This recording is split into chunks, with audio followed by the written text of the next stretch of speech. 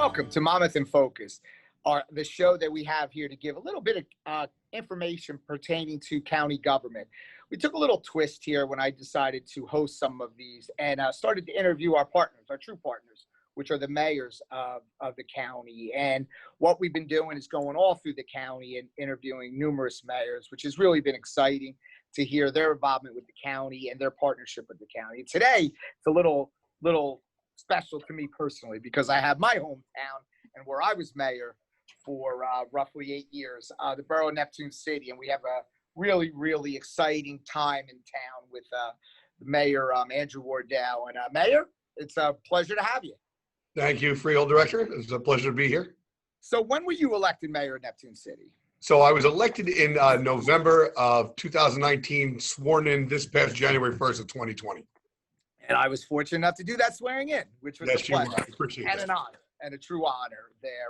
We have a great little town, as you know, from your history there. And so, you know, it's ironic when you come in as a new mayor, you have to decide and set priorities and goals. What are some of the, bullet point goals that you set there?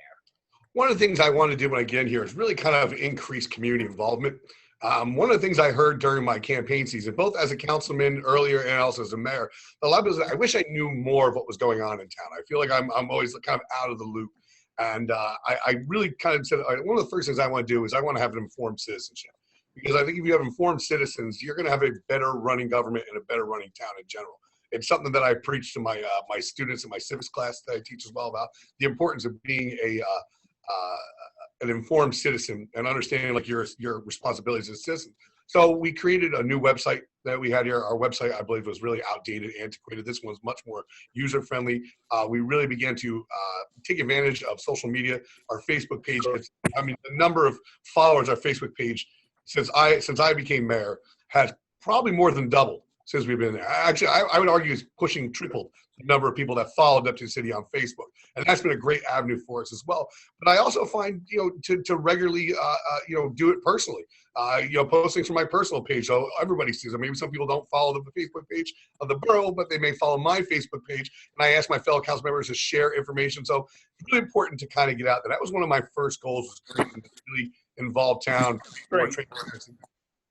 Well, we, as you know, even when I was there as mayor, and implemented a lot of shared services with some neighboring towns, and you're continuing that, and Mayor Brown continued, and then you're following suit there, but let's talk about the shared services, because let's face it. Regardless of what anybody says, and I look at all the great parks that are being improved from when I was there to Bob, and then yourself, and Mayor Deves, and then fortunately enough, your dad prior to that, and Holmes Adams. Shared service has become a vital part of the success, especially of small towns. And what shared services do you think are really helping you out a lot there? Well, first of all, the county has been an unbelievable partner to the borough of Neptune City. I really can't think of any time the county has ever said no when we've asked for help. They've done a wonderful job, so I cannot thank the Freeholder Board enough and all the employees of the county for work they did. So I was kind of thinking, more recent, this kind of popped in my mind here. You mentioned the parks we have in town. We're getting ready to dedicate a new park here in Neptune City that's dedicated to our first responders and also to our victims of 9/11. We had some trees on that property that were older. A lot of the trees in town were planted 100, 125 years ago, and they're just kind of ready to come down, and they're dangerous. And that was something we didn't really budget for, was tree removal. And when we reached out to the county, they were more than willing to help us. And that really saved the borough not only money but time as well. That was really important. So that's something I wanted to kind of highlight too. We had an issue with traffic pattern in town, and when I reached out to you, Tom, you were more than generous to give us one of the electronic signs so we can put it in big letters like "Don't turn here." This was something we didn't have, nor would we. Right. I remember that. Yeah, we're a 1 square mile town. It's not something we would purchase. That's not a purchase that would make sense for us here in the town. So the county was able to loan that to us. It was important. Right now, we're in discussion putting in new crosswalks on Sylvania Avenue with the help of the county. So we have the county engineer coming out and helping us, and they've been fantastic. And, so people can cross more safe, because West Sylvania Avenue is probably one of the busiest roads around. It's a nice little shortcut to the beach. So it's quite busy. But even most recently at our last meeting time, we were able to join in the county with the Stigma Free initiative here. to try and bring awareness and to bring help to those who suffer from mental health issues, and to kind of take away that stigma so people aren't afraid to ask for that help. And I thought that was a great idea from the county. I was really excited to be a part of that. But there's so many shared services that we've been able to take advantage of. It really is a wonderful partnership that we have with our county and our municipalities. So as much as I'm so proud of it is in and sharing with Neptune City, we try to make that statement across the board through the 53 municipalities. I think we built a relationship, something that I think we stand above any other county with our bipartisanship of working with all our mayors and making sure that everybody gets equal part of the county's services, and it's really worked. Now that the summer, our short town's busiest season was tourism, and obviously Neptune City has a little bit of a different type of tourism season, but it has a lot of traffic, as we know. And with that, you guys have done a great job there. I know Neptune City Park is becoming Memorial Park is becoming a destination, and so there's a little obstacles there, and and how anything that you see you changing a little there, or. Well, one of the things that when you're bringing up the park is a perfect example here. One of the issues we had there is because it was so popular. I mean, since there was a limited number of beach badges being sold, at most of the beaches here, we have a small little beachfront in Neptune City. A lot of people don't know that, by the way. And that secret got out this summer, by the way. This beautiful small beachfront with this nice boardwalk and beautiful park here. Parking became an issue where parking on both sides of the road kind of blocked. We put up a temporary police order to limit parking on the weekends. That's something I think we'd like to probably put permanently into ordinance, so we don't have to have the police constantly go out and put up these signs here. We put one sign up that's permanently here. But as every municipality in Neptune City, especially the shore ones, realized that this summer was tough. This was a tough summer. I watched a lot of businesses go out of business this summer, and I felt unnecessarily went out of business. It was really rather sad to see that happen. So there was challenges that many of us were not well equipped to handle, but we made do, and with the help from the county, we were able to pull through. Well, I'll tell you, and I just want to commend you, your council, your administration there. They're very easy to work with, and that comes from the top, and that comes from the leadership of yourself. And you came in and you dove in, and something that I was very proud of when I saw that, because it's very passionate to me in the town. And a lot of people say, "Oh, well, is there some things going on different?" I said, "Absolutely." And I said, and there were things going on different when I took over. I said, but at the end of the day, change is good, and the change is benefiting Neptune City. And I'm very happy to say and proud to say that, you're our mayor there in Neptune City. And I could tell you that anything you need from the county, please feel free to reach out. And, the county's there. We are truly your partner, and you're doing a great job, and continue the great work and the passion and the desire that you have. Thanks, Tom. I appreciate it. I had some great role models to follow here in Neptune City. Not many. Mayors last for a long time many. there. So I got some really good ones to follow. Not many, but really good ones. We expect you there for a long time too. So hopefully. I will see you later. Have a great day, and always thank you for jumping on this call with us. It was my pleasure, Tom. Great seeing you. Thank you. Thank you. Here at Brookdale, you'll find students exploring their path and earning credits to four-year universities. Here, you'll find over 60 degree and certification classes. Here, you'll find access, community, and affordability to reach your educational goals. Staying close to home can still take you far. Here, we'll get you there. Join us October 18th for live virtual Q&A sessions. RSVP today at brookdalecc.edu/open house.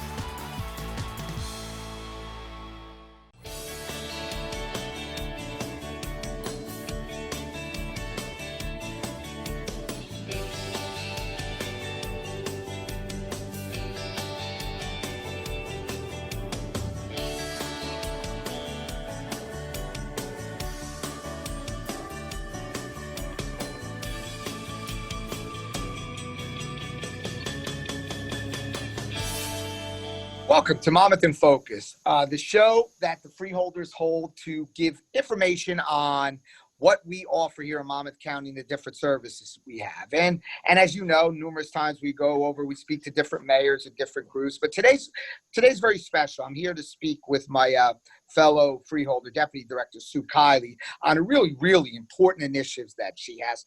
Good morning, Sue. How are you? I'm great. How are you, Tom? Great, great. So, first of all, I want to commend you on your hard work. I know you've been here.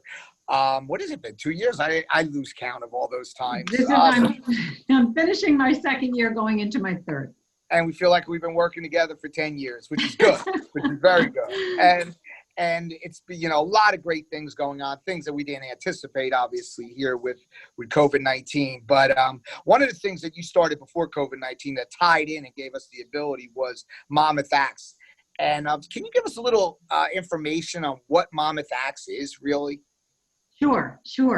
Monmouth Acts was a result of a human assessment that we did in the county in 2018 to figure out really where the needs were in our county and how we were addressing them. And from that assessment came Monmouth Acts, which is a partnership between the public and the private entities in the county, between the government and the community partners that deliver services, so that we can create one network where everyone can be connected to one another and people can access services very easily and very quickly. Terrific. So what led to the creation of a really important thing, that initiative that came about, our financial recovery? Now, in hindsight, nobody would have known how important this was going to be needed right now, coming on the back end of the COVID-19. I got to tell you, you're right. Nobody anticipated, obviously, COVID-19, but having the Monmouth Acts program already in place gave us a jump start to quickly react and help people that really needed help for the first time in their lives with things they never had to deal with in the past.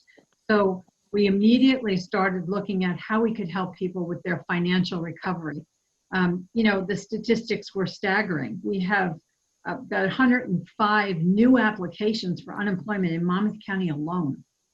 And a lot of those people had never accessed the system before. They had no idea where they were going to go for resources, and they really, really needed help. So I know that it has a lot of services that are tied into it. So what are some of the services in the financial support level that are there? Sure. So we're going to try and help people on all levels. So there will be access to financial coaching, to food and nutrition, to housing, to childcare. Many of these people are trying to find work or go back to work, and they don't know what they're going to do in relation to childcare for their children. And then we also have faith-based organizations that are involved in helping people come to terms with what they're dealing with today.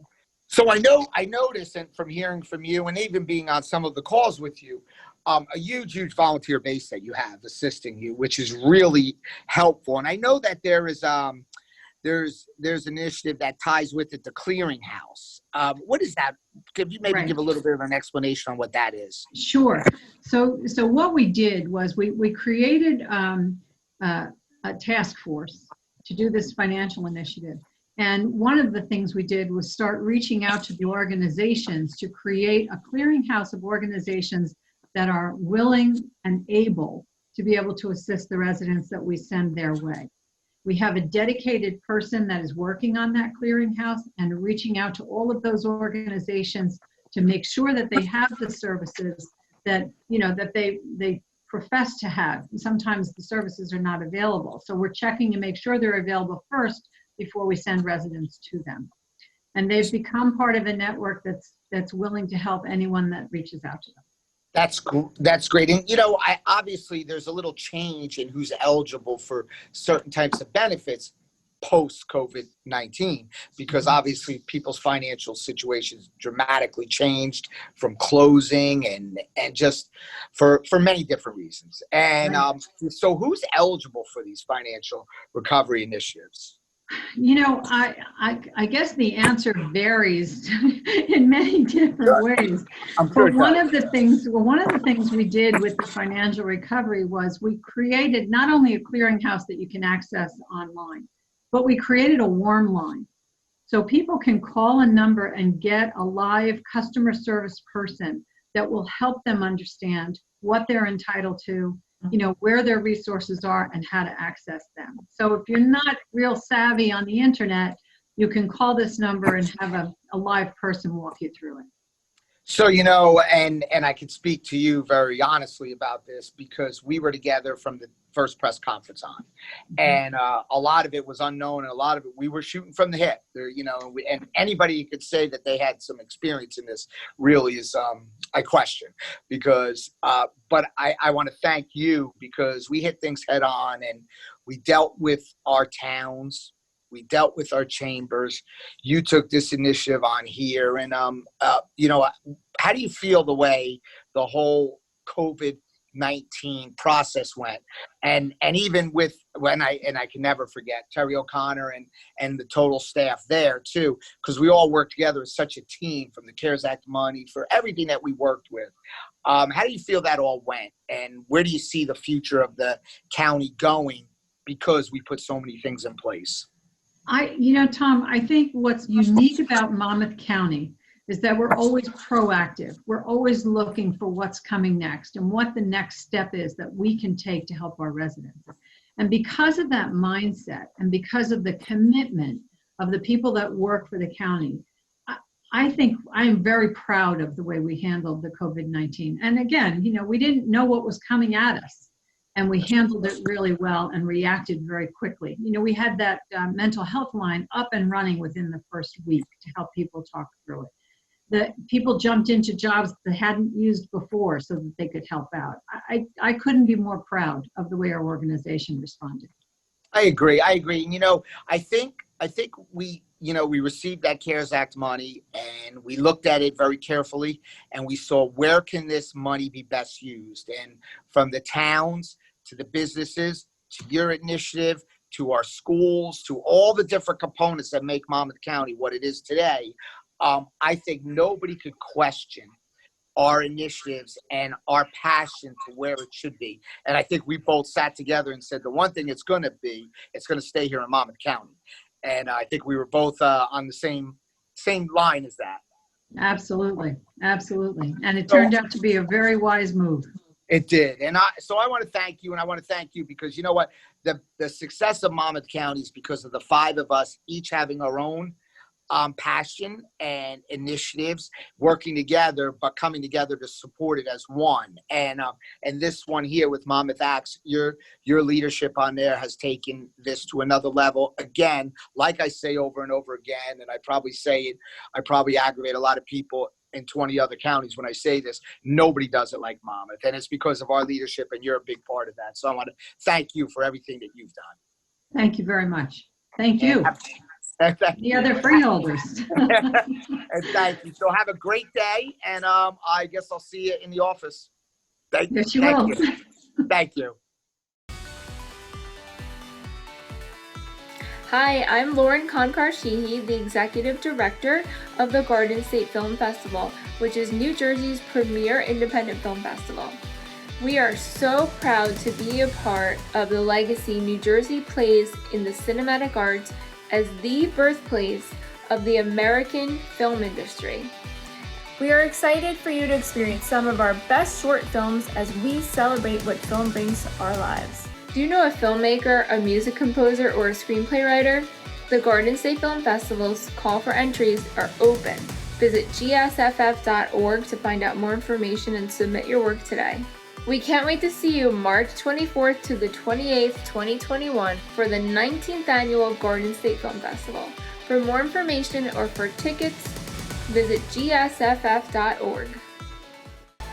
Staying close to home can still take you far. Here, we'll get you there. Join us October 18th for live virtual Q&A sessions. RSVP today at brookdalecc.edu/open house.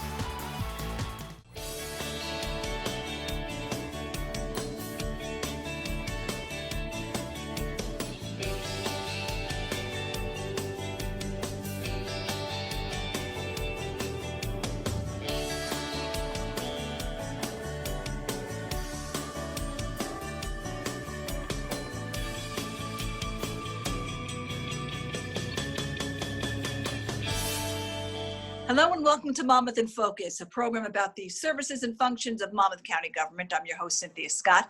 Joining me today is Freeholder Patton Preveduto. Thank you so much for joining us, Freeholder. Always great to see you, even in these times via iPads, computers, and cell phones. Same here, Cynthia. Thank you for having me. And it's nice to talk to the public once again, Absolutely. via Zoom. Via Zoom. Well, you are the liaison to the Division of Workforce Development, and we're here to talk today about a new website called Skill Up Monmouth. But let's first talk about the Division of Workforce Development and what exactly its role is in Monmouth County government. Okay. Well, Monmouth County's Division of Workforce Development works closely with local businesses and job seekers. We offer guidance to Monmouth County residents that need employment and to businesses that are hiring. And it's an absolutely successful program, and it has done remarkable things for the residents of Monmouth County. And within that, Division of Workforce, you have recently launched Skill Up Monmouth. What is that program all about? Skill Up Monmouth it's really a fantastic program. It's designed to help the Monmouth County residents freshen up their skills or learn new job skills. Since COVID-19 hit us back in March, tens of thousands of Monmouth County residents have filed for employment. And my fellow freeholders and I, along with the workforce development, needed to take action to get residents back to work. And so Skill Up in Monmouth was formed. Yeah, certainly well-timed, unfortunately, in that sense. Now, Freeholder, who is eligible for Skill Up Monmouth? Skill Up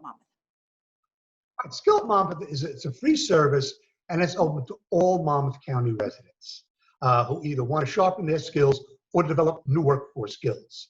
The majority of the courses that they take can be accessed online via smartphone, so they can access these courses really from anywhere. So it's all Monmouth County residents, once again, who are looking to develop new skills or sharpen their skills already. That they're already. Sure, and Skill Up Monmouth uses what we call metrics learning. Can you explain what that is to the folks who aren't familiar with metrics learning? Metrics Learning is an online management system. It's designed to help job seekers enhance their skill and gain certifications. It offers 5,000 courses in more than 180 different industries. And what's nice about Metrics Learning is that it's flexible. You can work at your own pace. The system has unlimited access to a full course catalog, and it's accessible 24/7. And what about courses? How many courses can a resident take at once? They can take as many courses as they like. One of the caveats is they need to pass with a score of 8% or higher. We want our community to have all the opportunities available for them to succeed in the workforce. So it's as many courses as they'd like, score of 80% or better. What types of courses are available on Skill Up Monmouth? Yes, I think there's a wide range of courses in multiple subject areas. Some examples might be writing effective emails, and instant messaging, time management, becoming more professional through business etiquette. And our residents can get certifications, for example, in Microsoft Office, as a Microsoft Office specialist or as a project manager. Does each course last its own time? In other words, is each course a 3-day course, a 4-day course, or does it depend on what course you're taking? Depends on what course you're taking. Okay. So this really, like you mentioned, Freeholder, this really is, a sign of the times. A lot of times we offer courses here in Monmouth County where a resident can actually come and become certified in, let's say, Word or some sort of a computer lesson.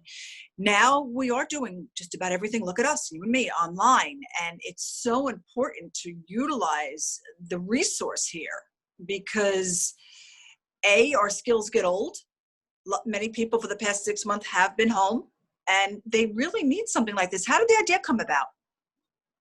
Well, the idea came about through Larry Sternbach, who does a wonderful job of workforce development. And he really created this idea and proposed it to the to me and the Freeholder Group. And of course, we just ran with it. It's just something else I want to mention along these lines. We do have our job fair coming up, and it's a drive-through. And it's the first one we've coordinated with Ocean and Middlesex County, where by October 5th, the employers can drive up and hand 750 job openings to our staff. And then by the 15th of October, the residents of Monmouth County can drive through and get a packet. And hopefully, so it's really, really successful. It's going to be successful, we believe. That's great. You really have to I just want kind to of throw think. that in there. You really have to, You have to think out of the box. Yeah. Yeah. And, as you mentioned, Cynthia, people are looking for work, and we are here to assist them, in improving their skills and in developing new skills, just so they can get out there in the workforce and be part of our economic development.